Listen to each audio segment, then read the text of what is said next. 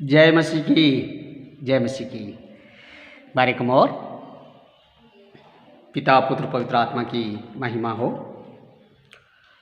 आप सुन रहे हैं एलाइव वर्ड चैनल में फादर बलराम सिंगावत। आज आपके समक्ष परमेश्वर के पवित्र वचनों की शिक्षा की इस कड़ी में आपको वचन से शिक्षा देना चाहता हूँ।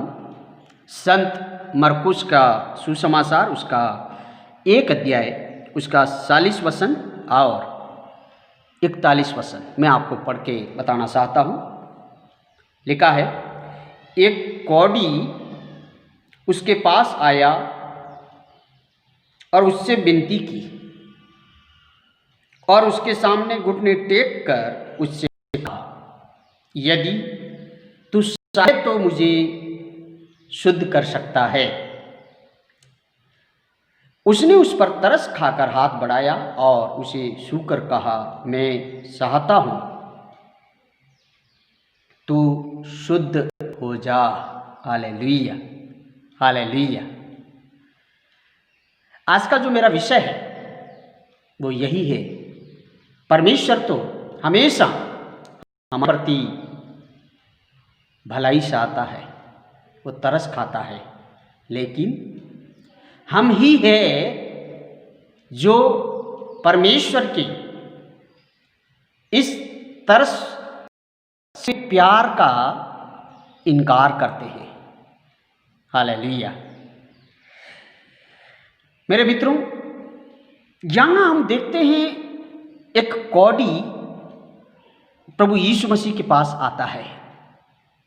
मैं जानता हूँ आप जो मुझे सुन रहे हैं शायद आप कौड़ी नहीं होंगे, लेकिन हम सबके अंदर किसी न किसी तरह का कोई न कोई परेशानी, कोई न कोई बीमारी, कोई न कोई ऐसी बात थी या है, और उसी के ध्यान में रखते हुए हम प्रभु के पास जाते हैं, प्रार्थना करते हैं, वचन पढ़ते हैं, आराधना करते हैं, उसकी आज्ञाओं को मानते हैं और उसके शिष्य बन करके जीवन जीने लग जाते हैं। और जब हम प्रभु के पास जाते हैं, इस कौड़ी की विनती करते हैं, प्रार्थना करते हैं, शायद 1 दिन 2 दिन, एक सप्ताह 2 सप्ताह, 1 साल 2 साल जो भी हो, और परमेश्वर जिस दिन दया करता है और परमेश्वर कहता है, मैं चाहता हूं कि तू शुद्ध हो जा, मैं चाहता हूं कि तू बीमार है ठीक हो जा, मैं चाहता हूं कि तू गरीब है मैं तुझे आशीष देना चाहता हूं, अमीर हो जा। हालेलुया। मैं चाहता हूं कि तू अकेला है कि तेरा पारिवारिक जीवन अच्छा हो जाए, तेरा जीवन शांति मिल जाए, लेकिन आगे का क्या? हालेलुया। आगे का क्या? ये एक महत्वपूर्ण विषय है।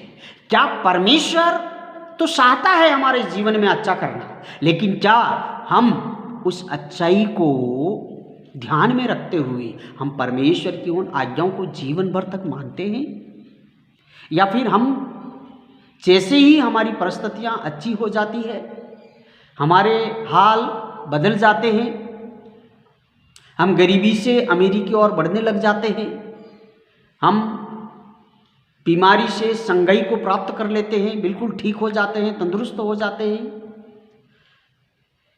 फिर हमारा विश्वास कैसा होता है, ये एक देखने का और सोचने का और मनन करने का विषय है। आप जो मुझे सुन रहे हैं, आप के ऊपर परमेश्वर ने तरस खाई है, इसी वजह से आप प्रभु की भक्ति में है। आपको उद्धार की जरूरत थी, प्रभु ने आपको उद्धार दिया है, लेकिन अब आपका आत्मिक जीवन का हाल क्या है? आपका परमेश्वर के प्रति जो रिश्ता है वो कैसा है? इस पे आपको चिंतन करने की जरूरत है, इस पे आपको मनन करने की जरूरत है। क्या आप कहीं भूल तो नहीं रहे हैं? क्या आप परमेश्वर को हल्के में तो नहीं ले रहे हैं? क्या आप परमेश्वर को अब धीरे धीरे अब हम बिल्कुल ठीक हैं, अब हमारे पास बैंक बैलेंस है, अब हमारे पास भाई भाई कुटुंब परिवार है, हमें किसी की ज़रूरत नहीं है, हमें हमारे पास सब कुछ लोगों का जमावाड़ा है, इसलिए परमेश्वर की उतना ज़रूरत नहीं है। क्या आपकी हालत ऐसे तो नहीं है? क्योंकि मैं ये बात क्यों बोल रहा हूँ, बहुत सारे लोगों को मैं जानता हूँ जो जब उनकी परिस्थितियाँ बदलती है तो परमेश्वर को भूलते हैं, परमेश्वर से दूर चले जाते हैं। मैं नहीं चाहता हूँ कि आप भी उन लोगों जैसा आपका जीवन हो जो परमेश्वर से दूर जाते हैं।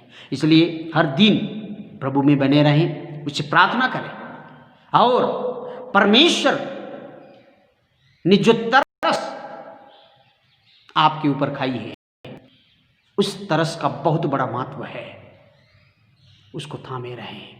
प्रभु हमेशा हर दिन वो चाहता है कि हम अच्छा करें, अच्छा जिए, अच्छे रहें और उन्नति तरक्की करें। लेकिन ये आशीष तभी हमारे जीवन में बनी रहती है जब हम प्रभु में बने रहते हैं।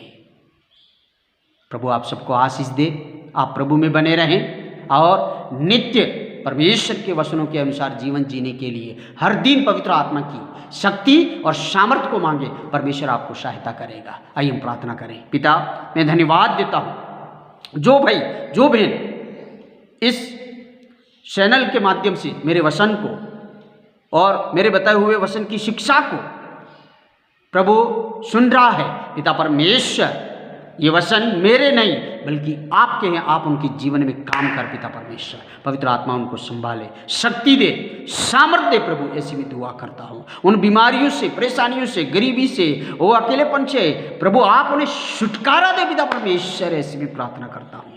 पिता आपने हमारी प्रार्थना सुना, बहुत बहुत धन्यवाद। यीशु मसीह नासरी के नाम से दुआ मांगते हैं, सुन और कबूल कर पिता। आमीन, आमीन, आमीन। परमेश्वर आप सबको आशीष दे। God bless you.